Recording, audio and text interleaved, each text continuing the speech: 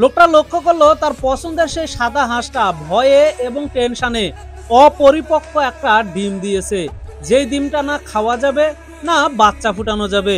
তবে লোকটা কোনোভাবে হার মানার মধ্যে ছিল না।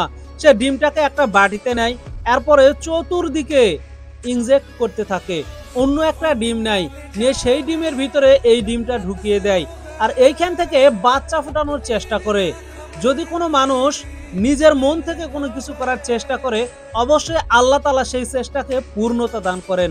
দেখুন, অল্প কয়েকদিন যেতে না যেতেই ডিমের ভিতরে একটু ব্লিডিং দেখা যাচ্ছে, যেখানে একটা জীব নড়াচড়া করতেছে। হয়তোবা লোকটার সফলতা খুব কাছাকাছি। অল্প কয়েকদিন যেতে না যেতেই সেই অপরিপক্ক ডিম থেকে সুন্দর ফুটফুটে একটা বাচ্চা বের হয়ে আসে। এইটা দেখার পরে লোকটা যেন রীতিমতো অবাক। লোকটা তাকে প্রচুর পরিমাণে খাবার খাওয়াতো, যাতে তাকে নিজের বাচ্চা মনে করে নিয়েছিল। কেননা তার হাতেই এই ছোট্ট বাচ্চা তিলে তিলে বড় হতে শুরু করেছে। অল্প কিছুদিন যাওয়ার পরে দেখা যায় সেই বাচ্চাটি এখন বিশাল বড় হয়ে গিয়েছে।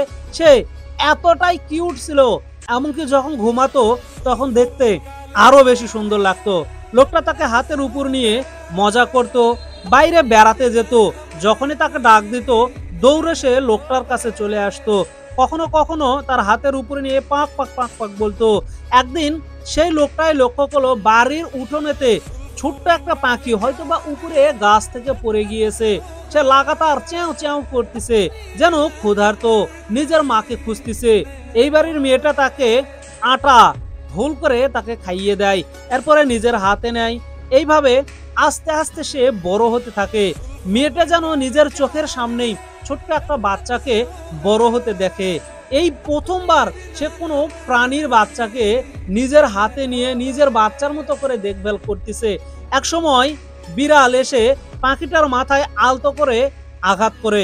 পাখিটা রাগান্বিত হয়ে যায়, উল্টো বিড়ালকে আক্রমণ করে বসে। সে এখন অনেকটাই বড় হয়ে গিয়েছে। এই বাটিতে করেই সে গোসল করত। তাকে দেখতেও খুব চঞ্চল এবং দুষ্টু মনে হতো। তবে সে যখন থেকে এই পরিবারে এসেছে তখন থেকে মেয়েটার জীবনে আলাদা একটা সুখ অনুভূত হয়েছে। এই যেমন ধরুন, ইশারা করলে সে উড়ে আসতো, আবার খাওয়া দাওয়া শেষ করে হাতের উপর ঘুমিয়ে পড়তো, আবার যখন তারা বাইরে যেত একসঙ্গে বাইরে বেড়াতে যেত, কখনো বুকের উপর নিয়ে তাকে কিস করে দিত, মাথায় আলতো করে আদর করে দিত। এই ভিডিওটা একটা জিনিস প্রমাণ করে, একটা বনের পশু হোক অথবা প্রাণী হোক, আপনি যদি তাকে মন থেকে ভালোবাসা দেন, অবশ্যই সেই ভালোবাসা আপনি ফেরত পাবেন। এই ভিডিওটা যদি আপনাকে ভালো লেগে থাকে, শেয়ার করে প্রত্যেকটা পাখি প্রেমীদের কাছে পৌঁছে দেবেন।